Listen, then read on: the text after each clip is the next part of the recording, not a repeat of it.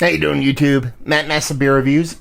Back with a little bit of mystery beer, courtesy of my boy Jerome, in the form of, I have no idea what it is, but all I know is the mystery wrapping sucks very much, so yeah, let's crack in that sucker. Jerome's a Tottenham fan, or at least he is an anti-Arsenal fan. I actually never asked him if he liked Tottenham, but he's just trolling me in the most beautiful way possible, which I can really get down with, actually. Wrapping aside, and this looks very similar to a lot of the beers that Jerome actually sent off for these round of mystery beers. He said there were some of his favorite beers that he drank throughout the year. So you kind of have a specific style you really dig on Jerome, and that is these kind of what looks like from a distance, kind of residual sweet, kind of hazy. Single, double IPA, residual sweetness. You can get that by the way the look is. It has a kind of clearness to it. Sure, it's a very hazy beer, but down in the bottom here, you can actually glean a little bit of color. You guys are probably not going to be able to see that. Maybe a little bit. That combination of the color with that little bit of clarity with that haze, and the way this head kind of comes off these kind of rocky, peaky, kind of cool whippy kind of tops to me, typically denotes one of those kind of residual sugar forward kind of hazy beers. And sometimes that's a good thing. I don't mind a little bit of residual sugar, but sometimes it can be crazy. See what this nose has? I mean, there is a big bittering orange component, very big pithy component here. Almost comes off just a little bit closer to like a pledgy thing, but still stays organic. So it's not synthetic. It's not like a chemical or something like that, but it's very orange forward. And that's all I'm really getting from this. Sure, sweetness, bitterness, all that stuff that you would typically expect from a single to double IPA, but more in a generic sense. There's not much else beyond that orange. A little bit of orange fruit, a little bit of pith, a little bit of bitter, all in that orange kind of realm. So, yeah. It doesn't smell as sweet as I thought it would based off the nose, or the look, sorry. Let's dive in. Cheers. I'd be wrong. I'd be absolutely wrong. This doesn't even get close to being overly sweet. Huge orange pithiness. A little bit of kind of piney resininess on the other end of things. A nice, soft, silky mouthfeel. It's not going to be confused with being thick or dense, but it's quite pleasurable. This is actually a really tasty beer. There's not a huge kind of dryness on the end. There's a little bit of it. I'd like a little bit more, to be perfectly honest with you. But man, this comes off as a really well done old school with a dollop of new school kind of hazy. You know what this kind of reminds me of? Very much reminds me of a carton beer. I'm pretty 99% sure it's not a carton beer. But yeah, I like it. It's tasty, it's drinkable, it's chuggable. This could even be something like a hazy Sculpin or something like that, because it has some kind of weird kind of, it's not as West Coast bittering that Sculpin tends to give to me, but it has that kind of, that vibrant kind of orange pithy vibe with that little bit of resonance on there, just a touch of it that kind of gives me a little bit of those vibes.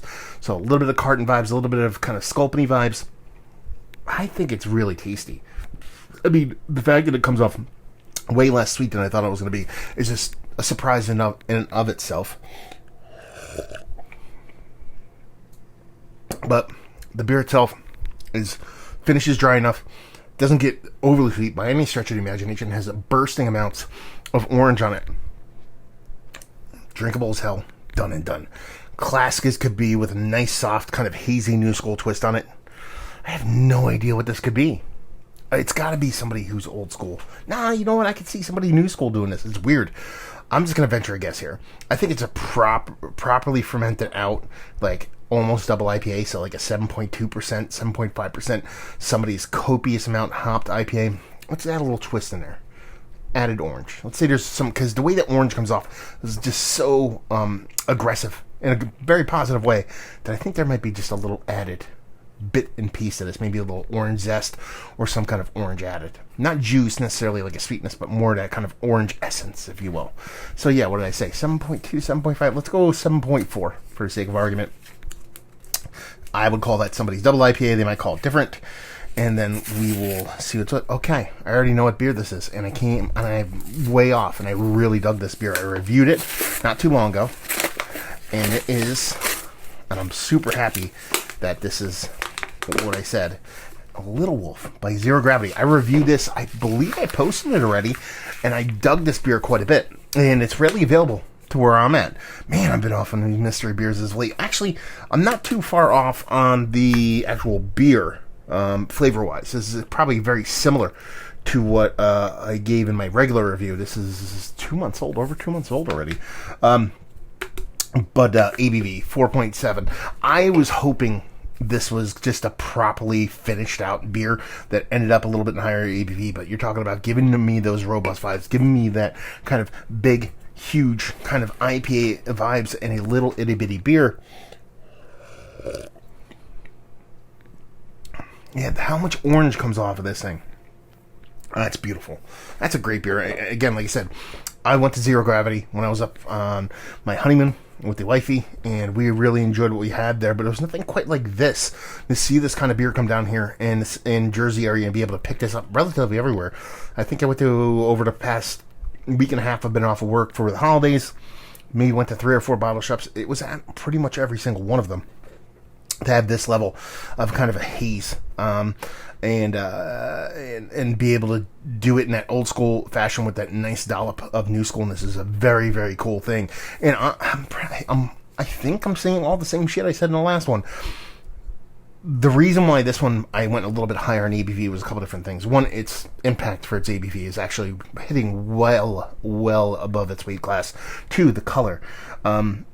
So, most hazies come off lighter, quite a bit lighter, especially when you get in this low ABV realm, because what they're doing is they're doing a lot of brewer sugars. They're not actually using malt. This has to be all full-on malt, because that color is dark. It still stays light. It's not super robust, but it has a really nice mouthfeel.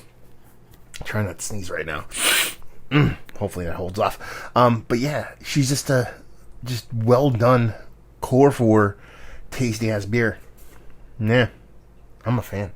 Let's put it that way. It'd be really fun to go back and actually rewatch my review, which I'm going to do right after I'm done with this one. So yeah, let's talk about it. Is it one of the better sub 5% hazies I've had as of late? Yes.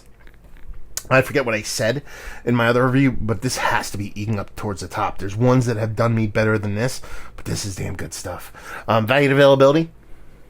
Like I said, I can pick it up, so I don't know what else their footprint beholds. Price point, I think, was decent, too. Maybe $13-14, and leave you with, if you like what we like this. If you like new school haze, you like old school IPAs, you want a menage of the two, and you like it in a really well-made package that's readily available at a decent price point, hitting all the marks, shelfie status. Actually, if I posted this already and I didn't include in my end-of-year shelfies, I probably fucked up. So there you go. That's how I do my shelfies and end-of-year stuff. I screw up all the time. So there's always stuff I leave off. But yeah, there you go. Another review in the books. Mystery beers.